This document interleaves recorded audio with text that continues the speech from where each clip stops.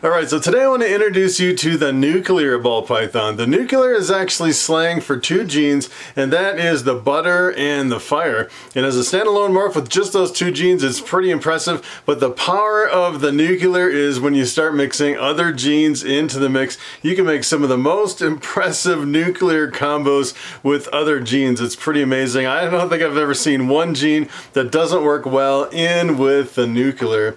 So today what I'm going to do is I want to jump over the internet and I want to show you the amazing power of the nuclear ball python. Alright, so I'm going to jump over here at morphmarket.com and I want to start with the butter ball python. The butter is one component of the nuclear. And the interesting thing about the butter is a lot of people kind of interchange the butter and the lesser. A lot of people think it's two different lines of the same gene. Some people think it's actually the same gene, the butter and the lesser. And if you actually come over here at Morphmarket and type in nuclear and do a search, it'll actually break it up into butter and fire instead of lesser and fire. As a matter of fact, I did a quick search for lesser and fire and I did see one that was listed as a nuclear. And I'd say in most cases when we're talking about nuclear, we're talking about the butter side of the butter lesser complex. It's kind of a little bit complicated there. And the butter is actually in the blue-eyed leucistic complex. So when you're actually breeding some of these snakes, you have to really be careful if you're breeding a nuclear to something else in the blue-eyed leucistic like Russo or bamboo or lesser, something like that. Essentially what you'll end up with is you'll end up with an all-white snake with blue eyes that completely masks all the other genes. So you have to really be careful as far as what genes you're choosing to breed into the nuclear. And another gene that's in the nuclear, that would be the fire. And the fire is kind of complicated too, because if you actually breed a fire to a fire, you get an all-white snake with black eyes. So that really reduces the number of possibilities that you can actually breed into a nuclear.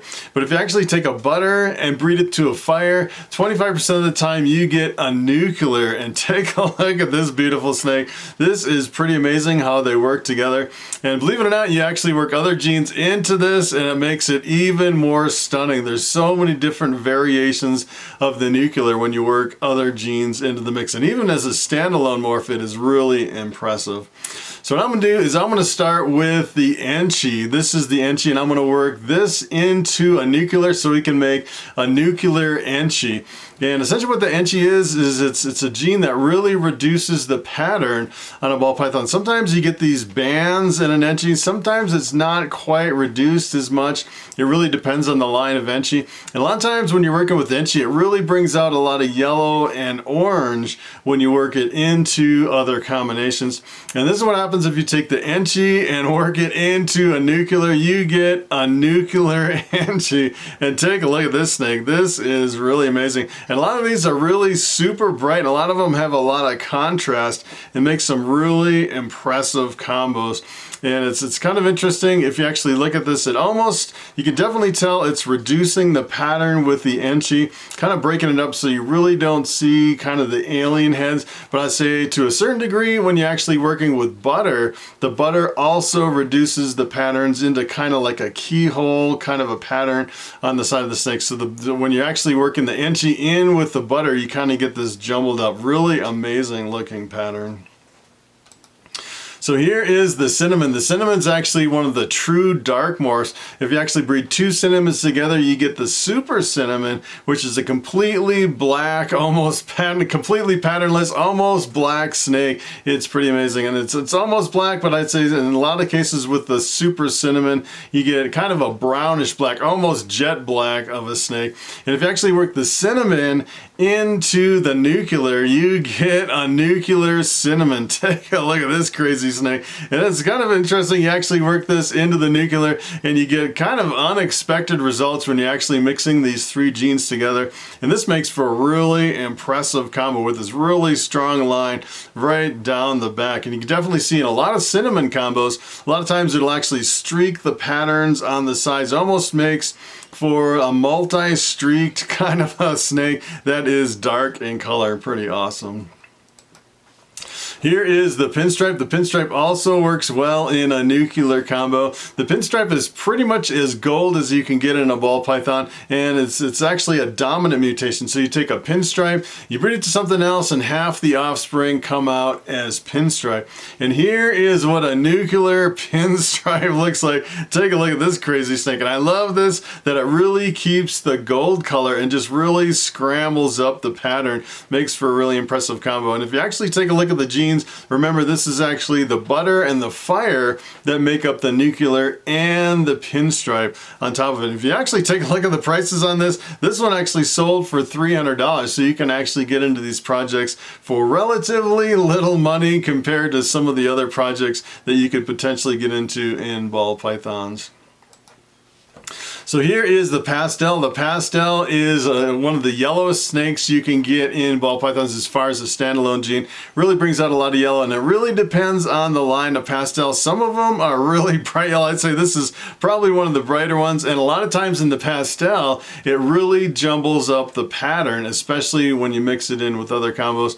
And here's what happens when you make a nuclear pastel. Take a look at this beauty. This is really amazing. And if you actually kind of figure the odds on this, you're actually trying to get 3 genes in one snake, so the odds are a little bit, you know, you can't always produce like a whole clutch of nuclears. It would be pretty tough, because essentially what you'd have to do is I don't even know if you could find a snake like this. You would need like a super butter, super fire, which would be a really complicated snake to actually make. And if you actually bred that to something else, then everything would be nuclear. But you know, trying to hit all 4 genes in a double white snake, and the question is, would it have black eyes or would it have blue eyes? I think it'd be a little bit complicated. I didn't actually search to see if you could get a super butter, super fire over here on Morphmarket, but I'm guessing no one's probably ever made one and knows 100% sure of the genes in that double white snake. It'd be kind of tough to actually make that one. So here is the leopard ball python. The leopard it's actually considered a dark morph, and essentially what the leopard does is if you actually mix it into combos and there's some dark in the snake, it makes it even darker. So it's kind of a pseudo dark morph. If you actually mix it into something like a coral glow, a lot of times you won't see any darkening at all in the snake. And the leopard is kind of known for really scrambling up the pattern in the ball python. Kind of scrambles it up a little bit more than most of your other genes like pastel or something like that.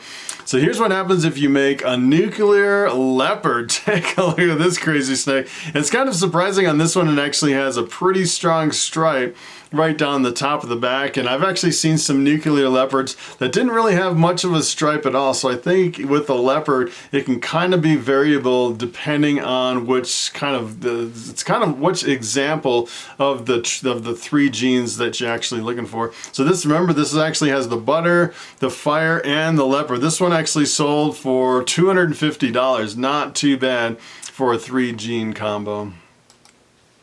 So here is the spider. As a matter of fact, if you work spider into the nuclear combination, it makes for really kind of an unexpected result. The spider is a dominant morph, so you breed it to something else, and 50% of the offspring come out as spider. And one of the interesting things about spider is a lot of people will ask me, what is in the spider? How do I make one? And what genes are in it? And if you actually look at the spider, it almost looks like it has calico from the white coming up, and maybe some enchi because it's a really reduced pattern, and it's actually just one gene that gives you this incredible visual effect of the spider. So here's what happens if you make a nuclear spider. Take a look at this snake. And it's kind of interesting in this case, it actually really breaks up the spider pattern into this crazy, almost like a marble look on the snake. It's kind of a really interesting combo. A lot of times if you actually work spider into other morphs, the spider is so visually dominant that usually the spider kind of overwhelms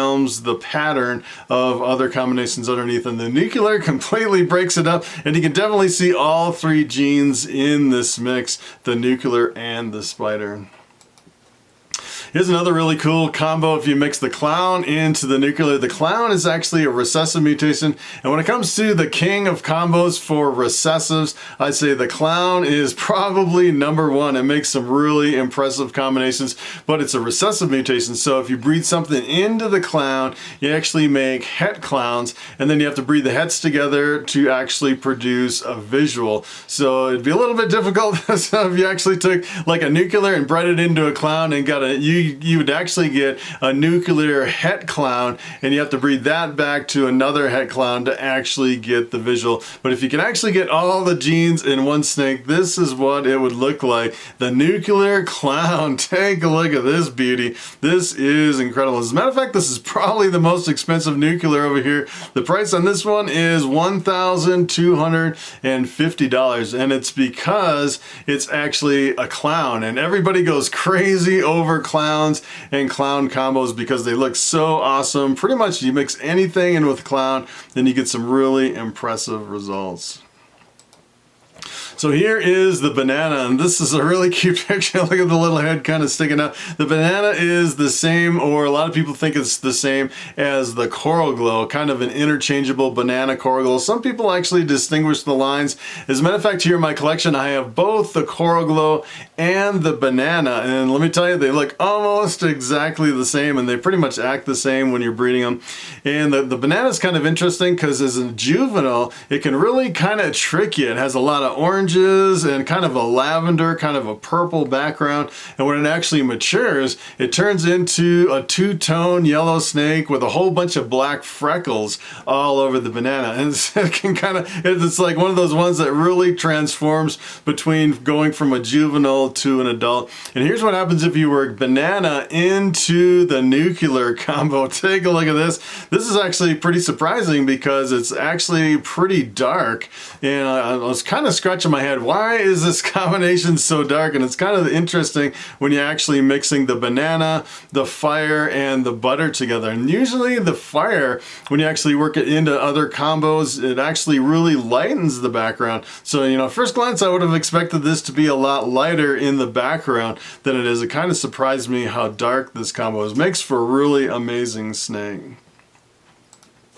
So here's another one that works really well with a nuclear. This is actually a calico. The calico, a lot of people think it's the same thing as the sugar. A lot of people separate the lines, the calico and the sugar. And both of those genes actually bring up a certain amount of white on the sides. And it really depends on the line of calico. Sometimes you can have a little bit of white, and sometimes the white comes all the way up to the top of the snake and kind of give you a white sides on the side of the snake. So it's really unexpected as far as what you can expect with calicos. As a matter of fact, I've seen some people list some snakes as calicos, and you almost can't even see the calico in the mix because it's just barely a little bit right on the bottom. And here's what happens if you work calico into nuclear. You get a nuclear calico, and take a look at this. It really jumbles up the size of the pattern. Makes for a really awesome combination working calico into the fire and the butter.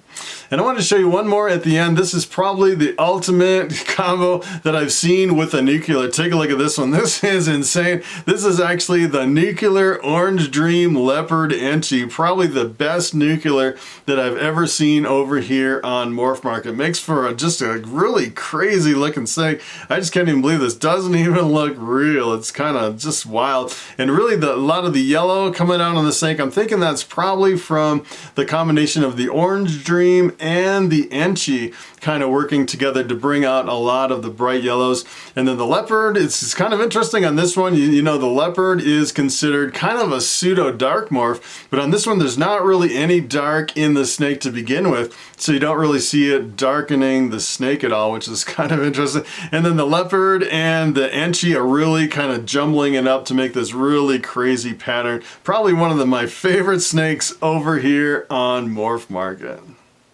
Alright, so it is time for the question of the day. And Jeremy Gordy asks, what would be the results if I bred a normal ball python to a genetic stripe banana ball python? And that is a very good question. First thing you have to do when you're actually breeding two snakes together is you have to figure out what the genetics are in each snake. So for a normal ball python, there's essentially no genes at all. It's like a wild type classic ball python. You don't have any genes at all. And then in the other snake, you actually have genetic stripe, which is recessive, and then you also have banana, which is codominant.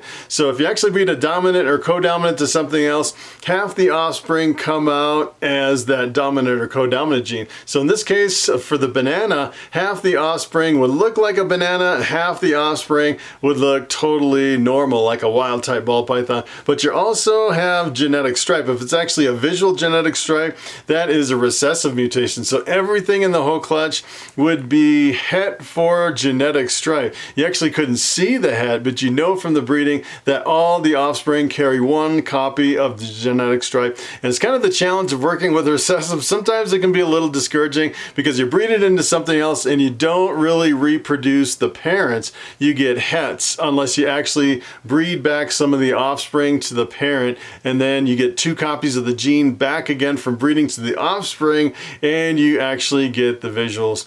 And if you're a little bit confused and really can't follow that, and you're looking for an easy, kind of a shortcut for ball python genetics, there's a couple ball python genetic calculators that you can actually find on the internet. You can actually go over to World of Ball Pythons, or you can go to Morphmarket. And I actually jump back and forth between both of them just to kind of double check my work. And sometimes there's some genes that, you know, in one place they actually consider it a codominant, in another place they consider a recessive. Sometimes people actually change the kind of the genetics as far as we know it in ball python. Sometimes they change it at the beginning. Sometimes in recent years they realize that something codominant may actually be working more as a recessive mutation. So I actually like to go back and forth, and sometimes they actually get, you know, different results based on if it's allelic too, looking at the different calculators. And in that case, you know, I'd probably go to some of the reptile forums, ask the people that are actually breeding these ball pythons to figure out which genes are actually dominant, codominant, or recessive. So that is pretty much it. Thanks for watching, and I will see you in the next video.